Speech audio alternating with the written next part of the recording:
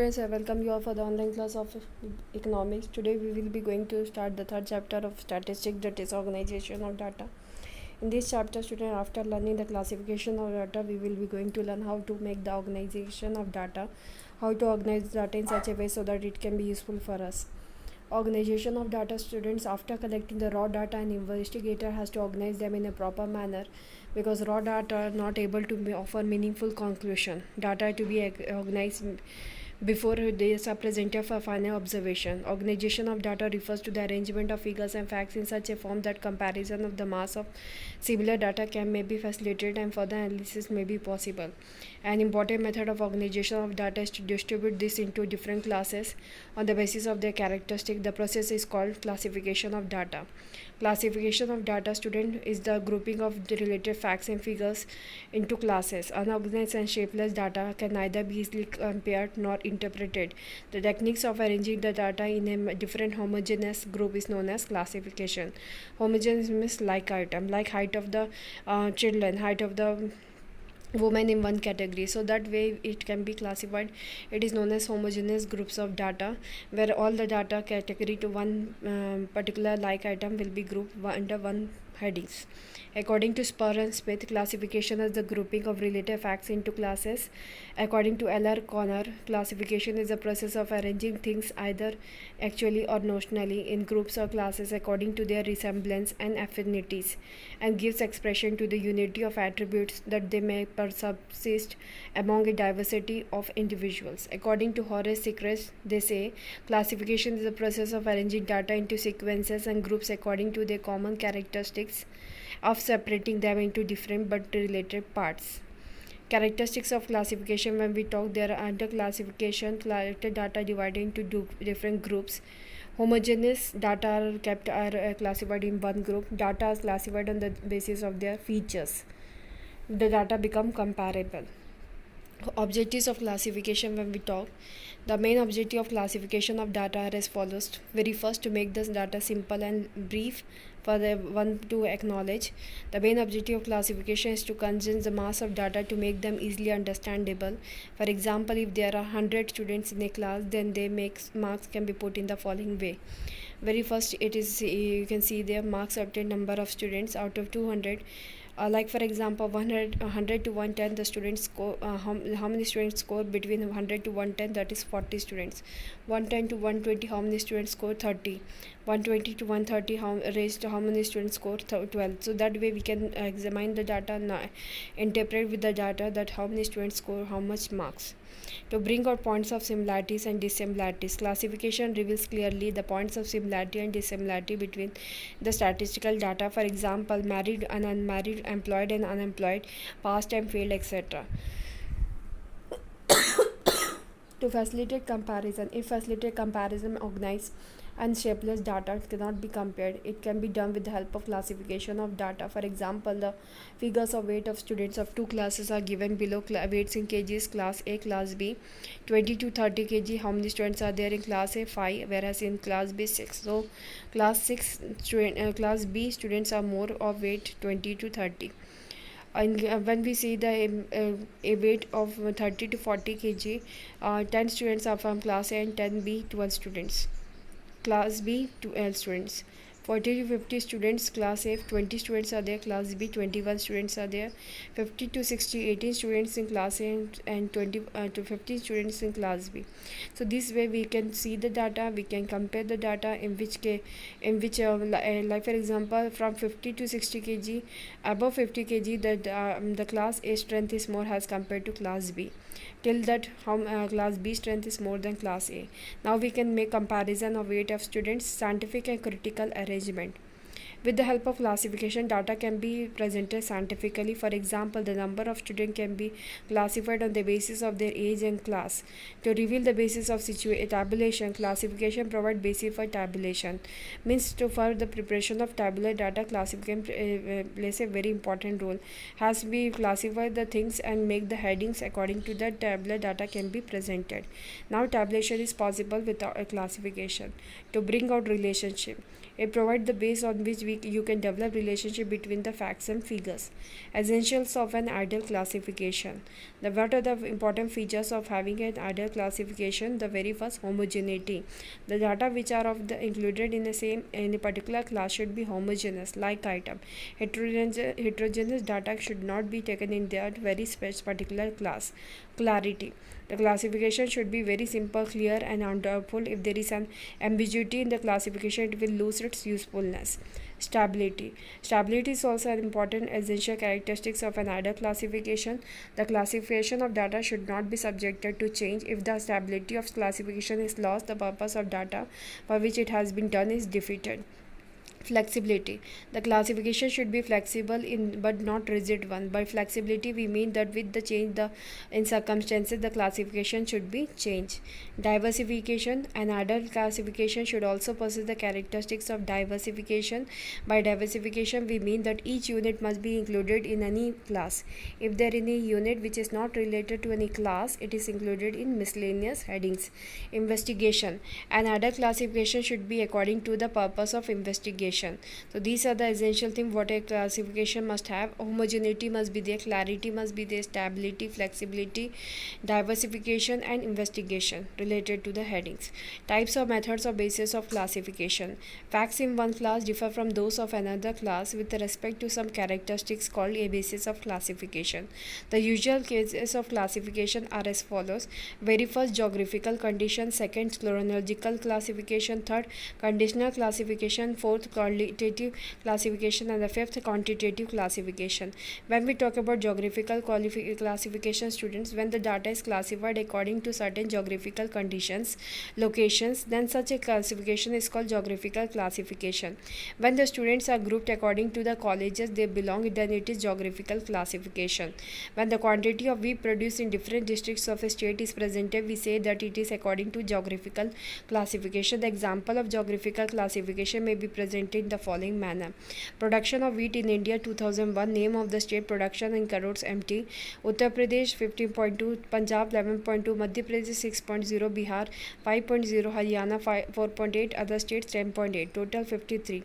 Population of India in different states you can see there. So this way the classification, when it is done to area wise, then it is known as geographical condition.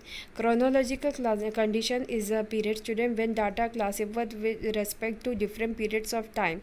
The type of classification is known as chronological classification. As per the year population in crores, you can see 1901 the 23.83 class is the population, 1911 25.20 was the population, 1921 25.12, 1931 you can see the population according to year wise, and according to that you can estimate which year the population increase and by how much the population increase exceed from the previous year. That comparison and interpretation you can do. This type of classification is known as chronological classification. Conditional classification, as the name is conditional classification, the classification which is done on the basis of some conditions, it is known as conditional classification. When data are classified with respect to condition, the type of classification is called conditional classification. For example, the number of students in different faculties may be presented for the following manner. Faculties, number of students in thousands. Commerce 15.2 students are 1000 students are there. Economics, science, and art, so and so percentage is there. The total out of 45.8 commerce streams includes 15.2. See this type of conditional classification. Qualitative classification. In qualitative classification, data are classified on the basis of some qualitative phenomena when people are grouped as employed and unemployed. So with respect to a single attribute, employment, then this type of classification is known as simple classification, because here two headings are there, simple, employed and unemployed. Those people are employed will be going to employed category, and those who are those who are unemployed will be their number will be added up in unemployed. See this type of classification where qualitative information we can get, this type of is known as simple classification. When classification is done on the basis of two attributes such as employed, unemployed, and then sex and males and female, then this type of classification is called twofold or dichotomous classification. If we further divide the headings into more subheadings the attributes so as to form several classes, then classification is called manifold classification. Grouping with respect to manifold classification can be given as population, two headings, employed, unemployed, employed again two, educated, uneducated, unemployed two, educated, uneducated. Educated employees are of two categories, males and females. Uneducated again two categories, males and females. Likewise, the classification is done is known as particular conditional classification. We will qualitative classification. It is quantitative classification. When we talk students here, there the quality was there, here quantitative classification is there. When statistical inquiry is conducted and one of the variable is recorded one after the other, then we get a group of members, such as assembling of numbers is called raw data or ungrouped data. It is possible to arrange the data in the ascending or descending order, like has weight, height, age, income, etc. But this does not reduce the volume of the data. So the quantitative classification of numbers of students of different age groups in a school may be presented in the following manner. Age group 0 to 5, we can have number of students 50. Age group 5 to 10, 80 students are there. Age group between 10 to 15, 70 students are there. 15 to 20, 60 students are there. Total 260 students. Variable, a characteristics variable is which is capable of being measured and changes its value over time is called a variable. So a variable is a particular thing in which value varies from time to time. And in other words, a variable refers to that quantity which is subject to change and which can be measured by some unit as weight, age, income, etc. The variable can be divided into the following groups. Very first, discrete variable. Second is continuous variable. When we talk about discrete variable, the discrete variable refers to those variables which are exact or finite in number and are not expressed in fractions. For example, number of students in a class, number of members in a family, number of rooms in a house, etc. A discrete variable is based on certain limits. As in a family there are 5 children and another child is born, then it will be 6, not the 5.5, 5 1/4, 5 3/4, etc. See the following example, like 0 number of families 5, having how many children? 0 children. Number of families having 30, who is having 1 children in their family. Number of families 40, where children are 2 in number. So this way we can get easily information about the particular data, exactly not in fraction form. It is known as discrete variable. Continuous variable, whereas when we talk a variable is known as continuous. Random variable is capable of manifesting every conceivable fractional value within the range of possibilities. It means if a fractional value also comes, it takes the data, such as height of the boys in the school are expressed in 5 1/inch, 5 3 inch, likewise, and so on. The values of continuous variable may take any fractional value between the two complete numbers. The example of continuous variable is given below. Weight in kgs, number of students 50 to 52 kg, 35 students are there. 52 to 54 kg, 40 students are there. So here in the 53 number, 53.5 kg also comes in this particular group. So number of students you can see there who is having 50 to 52 kg, it can be 51.5 kg also, as continuous variable takes it. Attribute students. The beauty of people, their intelligence and aptitude for art and music also change from time to time. They cannot be measured numerically in the same way as height and the weight. Therefore, they are not called variables. In the statistical sense, they are called attributes. In brief, it can be said the variable implies the quantitative character of an item, while attributes signifies the qualitative character of an item. Population, when we talk today, it refers to the data on any single variable or a set of variables for all individuals, units of a region. We can know that population of region by counting the number of individuals living in that region. Raw data. Raw data are those data which are collected by the investigator for the purpose of achieving the purpose what they had decided. They are in their original form. They are highly disorganized. The investigator has to organize them and in a classified form. For example, the marks of 20 students in a class, you can see there it is not arranged. 50 students given in the following table. we are not knowing which student got which marks. So data given in the above table is called raw data. Statistical series, when we talk statistical series student, statistical series refers to those data which are presented in some order and sequence of statistical series. Statistical series can be classified into the following heads: individual series, discrete series, continuous series. Individual series is also known as individual observation, whereas continuous series also known as class interval series.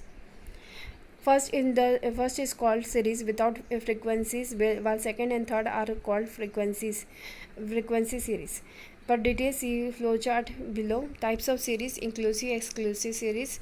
The series which is having frequency with the number of students, it's known as with the particular data is known as individual.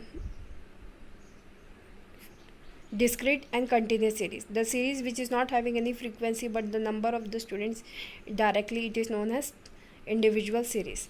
Individual series and or individual observation. A series of individual observation in the series is called item are listed individually. If marks of 6 students are individually given, that is series will form a series of individual observation. In this series there is no class of the items. Example of individual series is given below.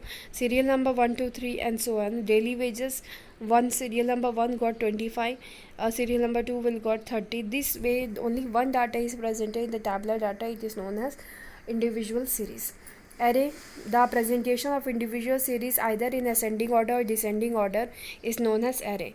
The data of daily wages given in the above example can be put in the form of array in the following way. Ascending order, descending order, we can arrange any form. Presented the data in the form of array can be easily understood. Discrete series, when items are arranged in groups as showing definite breaks from one point to another and when they are exactly measurable, they form a discrete series.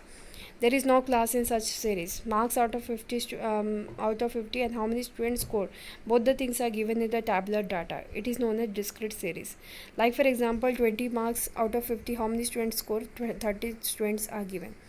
Between 30 marks out of 50, 30 marks, how many students score, 15 students. So this way when the data is having the number of the students also with the marks, it is known as discrete series. It is clear from above example that 30 students are those who obtain 20 marks, students are those who obtain 35 marks, etc. 17 students got 35 marks, likewise. Formation of discrete frequency distribution. Formation of discrete frequency distribution is very simple. The number of times an item repeats itself corresponding to range of the value is called class frequency. To find the outcap frequency of a particular item, we make use of tally bars. Example of this is given below. The marks of 30 students in the class are like this: 2, 3 and so on. The marks is written. These marks will be presented in the form of frequency distribution in the following ways. Marks obtained, tally bars, frequency. It is clear from the above example that there are 6 students who obtain 2 marks and there are 4 students who obtain 3 marks, etc. So this is a table student. Here tally marks is counted by the number of time a number is repeated. The tally mark will be counted there. So that is the bars, the lines, standing lines which is drawn to count how many numbers 2 is repeated. As 2 is repeated 6 times, so frequency came 6. 3 number repeated 4 times, so the frequency came 4. For 4 lines has been stated. On this 4 line, if 3 is repeated 5 times, then a cross will be there over from the 4 above the 4. So this way the tally bars are created and the frequency is written before the tally bars, so that we can come to know a single number how many times it is repeated in a particular group. Continuous series or class interval series, when we talk when items are arranged in groups or classes but they are not exactly measurable, they form a continuous series. In the continuous series, frequency of various classes are shown against them. Following is an example of continuous series. Marks obtained, number of students 0 to 10 range, how many students score, 5 students, 10 to 20 7 students, 20 to 30 13 students, likewise. It is clear from the above example that the frequency of between 0 to 10 less interval is 5. It is measured that 5 students are those whose marks are in between 0 to 10. So the student, this way we can make the continuous series range and we can come to know between this range how many peoples are having the data, likewise. Formation of a continuous frequency distribution. The following technical terms are important when a continuous frequency distribution is formed or data are classified according to class intervals. Very first, frequency. The number of observations corresponding to particular class is called the frequency of that class. Frequency of class interval 30 to 40 is 20, which implies that there are 20 students whose marks are between 30 to 40. Class limits or class intervals. Class limit, the upper limit and the lower limit of the particular series, like for example 0 to 10. In that 0 the lower limit and 10 the upper limit, means the range maximum and minimum between the class interval is decided. So class limit are the lowest and highest value that can be included in the class. For example, in the class interval of 20 to 30, two limits are included. One is 20 lower limit and upper limit 30. Magnitude of the class interval or size of interval depends on the upper limit and lower limit of a class. The difference between the upper limit and lower limit of a class is called a class interval of that class. For example, in the class 20 to 30, the class interval is 10, 30 to 20, 10. The following formula is used to obtain class interval, that is I, L2 minus L1. Midpoint or mid value or central value. That we will discuss in the next class. Thank you for today's class. Have a nice day.